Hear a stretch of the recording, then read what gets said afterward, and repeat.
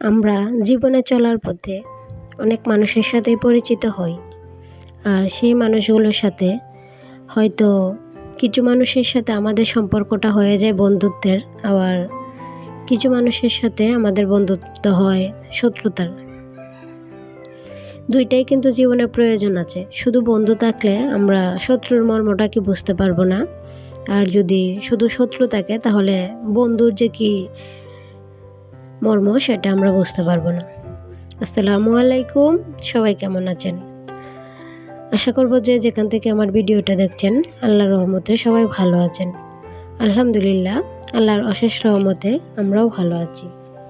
আমি প্রথমে ব্যালকনিতে দাঁড়িয়ে এক গ্লাস চিয়া সিড খেয়ে নিলাম, আর খেতে খেতে দেখলাম যে আমার ব্যালকনিতে ফুল ফুটেছে, আর ফুলগুলো দেখতে মাশাআল্লাহ অনেকটাই সুন্দর।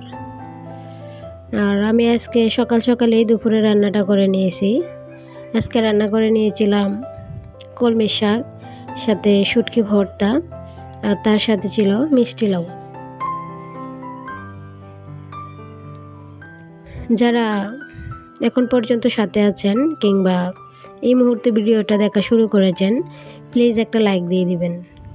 আমি আবারও বলছি, আপনাদের একটা লাইক আমার এই ভিডিওটা আরও কিছু মানুষের সামনে নিতে সহায়তা করবে।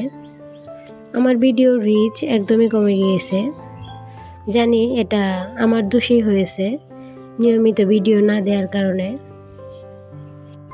আমার কথাগুলো শুনে হয়তোবা বুঝতে পারতেছেন আমার অবস্থাটা। আমার কথা বলতে অনেকটাই বেশি কষ্ট হয়ে যায়, আর ভিডিওটা করে নিলেও এডিট করতে পারি না। এডিট করতে এসে ভয়েস দেওয়াটা অনেক বেশি কষ্টকর।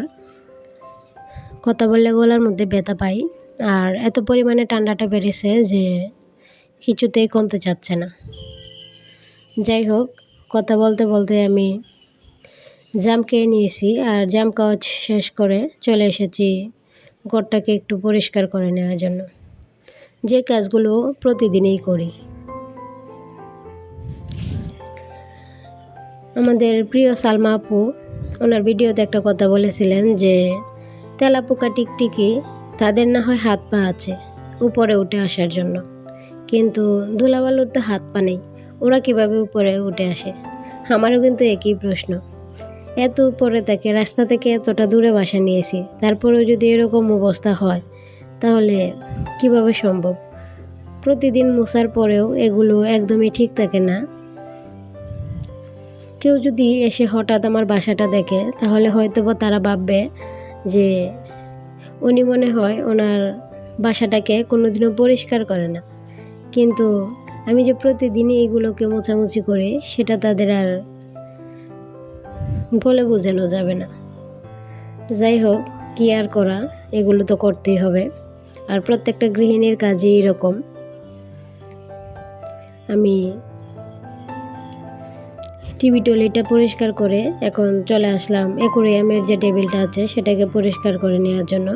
আর আমার চিন্তা ভাবনা আছে এই টেবিলটা এখান থেকে সরিয়ে দেওয়ার, অ্যাকোয়ারিয়ামটা টিভি টয়লেটের উপরে নিয়ে যাওয়ার, দেখি কতটুকু হয়। যাই হোক, আমি সবগুলো একটু টুকটাক গুছিয়ে নিয়েছি, আর এই যে এই সাইডটার ফাইনাল লুক।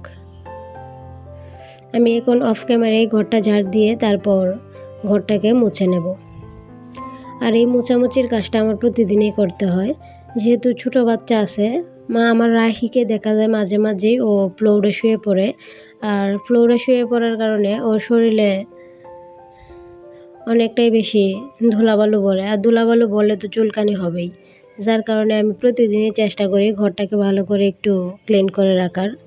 যদিও প্রতিদিন এই কাজগুলো করতে অনেক বেশি কষ্ট হয়, তারপরেও আমি তো মা, আমি তো আর আমার সন্তানকে অসুস্থতার মধ্যে ঠেলে দিতে পারি না। তাই যত কষ্টই হয় না কেন এই কাজগুলো আমি প্রতিদিনই করার চেষ্টা করি।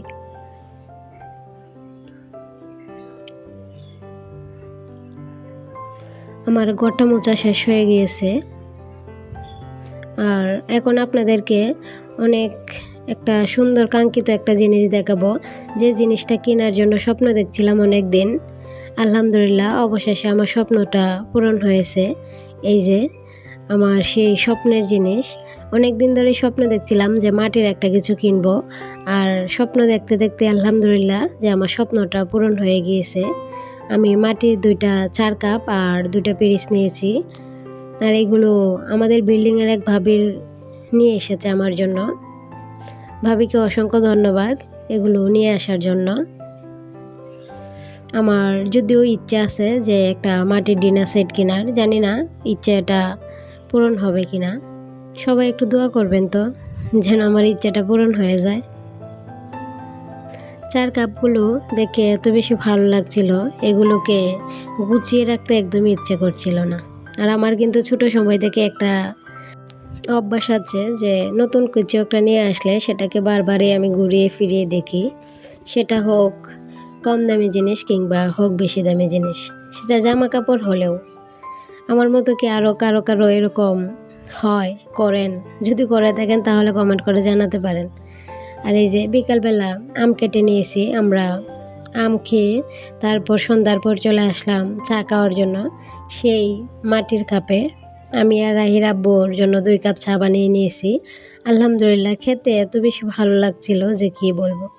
সত্যি শখটা যখন পূরণ হয়ে যায় তখন কী যে আনন্দ লাগে, সেটা হোক না ছোট, তারপরেও যে কোনো শখের জিনিস সেটা যদি কম দামিও হয় তারপরেও কিন্তু মনের মধ্যে আকাশ ছোঁয়ার মতো স্বপ্ন জাগে, তাই না? আমার মতো কি আরও কারো এরকম হয়? আমি তো আজকে অনেক খুশি। যাই হোক, চা খাওয়া শেষ করে চলে আসলাম একটু পানির মধ্যে পা ভেজানোর জন্য। পাগুলো অনেক বেশি জ্বালাপোড়া করছিল, তাই পানির মধ্যে ভিজিয়ে বসেছিলাম। জানি না এটা আমার জন্য কতটুকু উপকার আসবে কিংবা কতটুকু ক্ষতি হবে, তারপরেও সাময়িক একটু সুখের জন্য এই কাজটা করি। যাই হোক, কথা বলতে বলতে ভিডিও শেষ পর্যায়ে চলে এসেছি। এখন পর্যন্ত কেউ থাকলে একটা লাইক দিয়ে দিবেন, আর সবাই ভালো থাকবেন, সুস্থ থাকবেন। আল্লাহ হাফেজ। আসসালামু আলাইকুম।